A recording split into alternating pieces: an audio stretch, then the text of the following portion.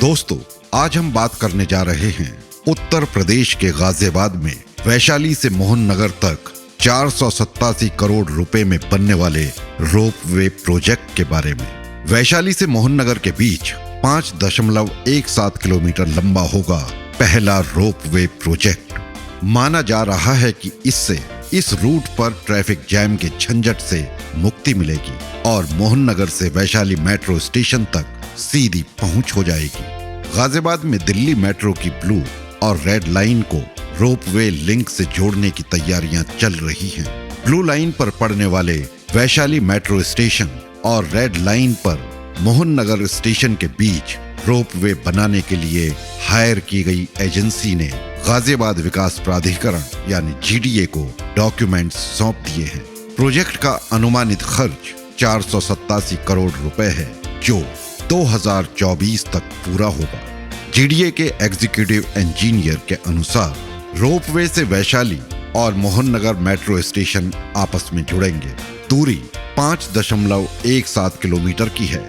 ये प्रोजेक्ट 2 अलग अलग मेट्रो लाइंस के बीच आवाजाही के वैकल्पिक मोड के मकसद से तैयार किया जा रहा है। पहले इन दोनों स्टेशंस को मेट्रो से जोड़ने की तैयारियां थी, लेकिन आर्थिक बाध्यता की वजह से उस प्लान को रद्द कर दिया गया और उसकी जगह पर रोपवे बनाने का फैसला लिया गया। वैशाली और मोहन नगर लाइन को मेट्रो से जोड़ने का खर्चा 1800 करोड़ रुपए का आता। वहीं रोपवे तैयार करने में 487 करोड़ रुपए की लागत का अनुमान है। मेट्रो कॉरिडोर अलाइनमेंट स्ट्रेट होने की वजह से वैशाली मोहन नगर रूट को चुना गया। जिन जगहों पर रोपवे लाइन बनाई जाएगी वहां पर पर्याप्त जगह भी उपलब्ध है। 5.17 किलोमीटर का ये प्रोजेक्ट 2024 तक तैयार होगा। इस रूट पर दोनों मेट्रो स्टेशंस के अलावा वैशाली और वसुंधरा ये 2 रोपवे हॉल्ट्स भी बनेंगे। एक कैरेज में 10 यात्रियों को ले जाने की क्षमता होगी। गाजियाबाद के सांसद रिटायर्ड जनरल VK सिंह ने पिछले साल दिसंबर में मेट्रो के बीच इस रेलवे प्रोजेक्ट की बात की थी। उन्होंने बेहतर कनेक्टिविटी के साथ ही सड़क पर भीड़ कम होने की बात भी कही थी और अब ये भीड़ कम होने का सपना साकार होने जा रहा है। दोस्तों, अब बात करते हैं उत्तर प्रदेश में शुरू होने वाली हेलीकॉप्टर टैक्सीज के बारे में। जल्द ही ताजमहल के आसपास के टूरिस्ट प्लेस आप हेलीकॉप्टर से देख सकेंगे। उत्तर प्रदेश सरकार ने इसके लिए तैयारियां तेज कर दी हैं। उम्मीद है कि ये सर्विस इस साल के अंत तक शुरू हो जाएगी। आगरा में हेलीपोर्ट बन चुका है, जबकि कई और शहरों में इसे बनाया जा रहा है। महामारी के मद्देनजर जब लोग भीड़ भाड़ वाली बसों और ट्रेनों में यात्रा करने से बचना पसंद करते हैं, पर्यटन अधिकारियों को लगता है कि हेलीकॉप्टर टैक्सी एक अच्छा विकल्प हो सकता है। यूपी के प्रमुख सचिव पर्यटन एवं संस्कृति मुकेश कुमार के मुताबिक आगरा में जहां हेलीपोर्ट बनकर तैयार है, वहीं दूसरे महत्वपूर्ण पर्यटन स्थलों पर इसे तैयार करने की प्रक्रिया चल रही है।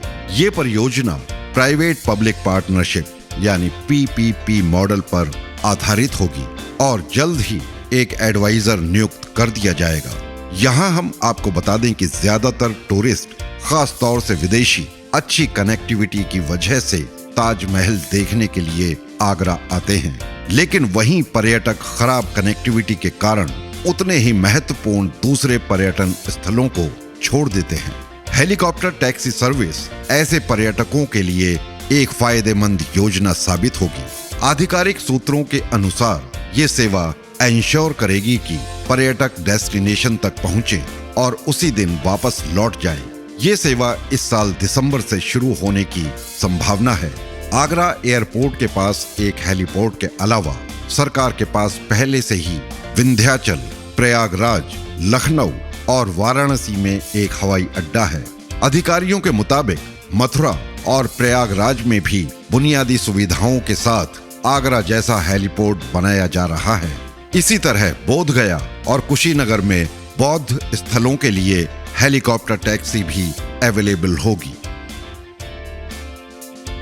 आइए अब बात करते हैं उत्तर प्रदेश में ही अलीगढ़ में बनने वाले डिफेंस कॉरिडोर के बारे में। अलीगढ़ जिले के विकास का सपना अब जमीन पर उतरने जा रहा है। आने वाले दिनों में डिफेंस कॉरिडोर से अलीगढ़ की सूरत बदल जाएगी। खैर के गांव अंदला में विकसित होने वाले इस कॉरिडोर में रक्षा हथियार और उनके कलपुर्जे बनेंगे। इसके लिए कई बड़ी फैक्ट्रियां स्थापित होंगी। इसे 4 चरण में विकसित किया जाना है। पहले चरण में 12 निवेशकों को जमीन आवंटित कर कब्जे दे दिए गए हैं। फैक्ट्रियों के लिए नक्शे बनवाए जा रहे हैं। करीब 2 साल में पहले चरण की फैक्ट्रियों में उत्पादन शुरू होने की संभावना है। दूसरे चरण के लिए जमीन आवंटन प्रक्रिया शुरू कर दी गई है।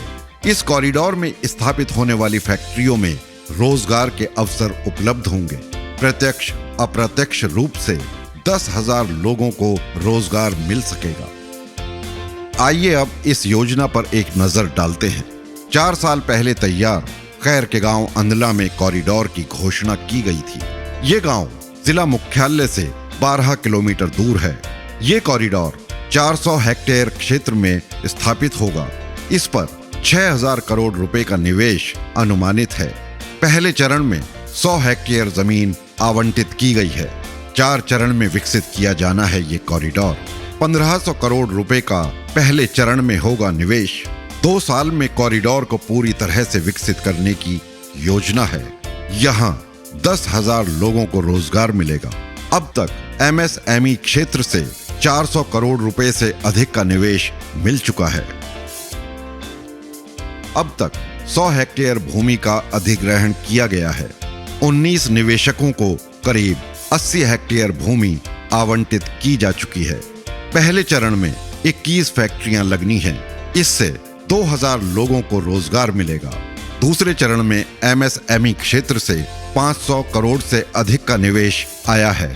इसके अलावा 2,000 करोड़ रुपए का निवेश का प्रस्ताव अलीगढ़ के उद्यमियों ने रखा है।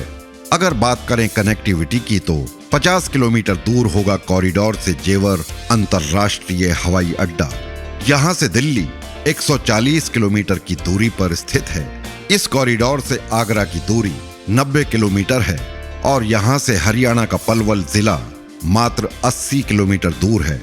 यूपी में बनने वाले डिफेंस कॉरिडोर्स के बारे में अगर हम संक्षिप्त में कहें तो 929 किलोमीटर क्षेत्र में फैले होंगे डिफेंस कॉरिडोर्स। 6 जिलों आगरा, झांसी, चित्रकूट, लखनऊ, कानपुर और अलीगढ़ में किया जाना है डिफेंस कॉरिडोर्स को विकसित। 1300 किस्म के कलपुर्जे बनाए जाने हैं इन डिफेंस कॉरिडोर्स में। 350 तरह के कलपुर्जे अभी अलीगढ़ में तैयार होते हैं। रक्षा हथियारों में प्रयोग होने वाले उपकरण विदेश से न मंगाकर अपने ही देश में तैयार करने की योजना है। इसके चलते ही डिफेंस कॉरिडोर्स स्थापित किए जा रहे हैं। यहाँ लगने वाली फैक्ट्रियों में रक्षा हथियार और उनके उपकरण बन सकेंगे। केंद्र सरकार ने 101 रक्षा उपकरणों को देश में ही निर्मित करने की घोषणा की है। अलीगढ़ का ये डिफेंस कॉरिडोर कुछ खास होगा क्योंकि ये NCR के निकट है, जिसके चलते यहाँ अच्छा पोटेंशियल है। इसलिए सबसे पहले यहीं से शुरुआत की जा रही है। यहाँ centre of excellence, defence food research and manufacturing plant, defence innovation hub, defence administrative hub आदि स्थापित किए जाएंगे। इस डिफेंस कॉरिडोर के विकसित हो जाने से युवा पीढ़ी को रोजगार का सुनहरा अवसर मिलेगा। दोस्तों, अब इस वीडियो को यहीं समाप्त करते हैं।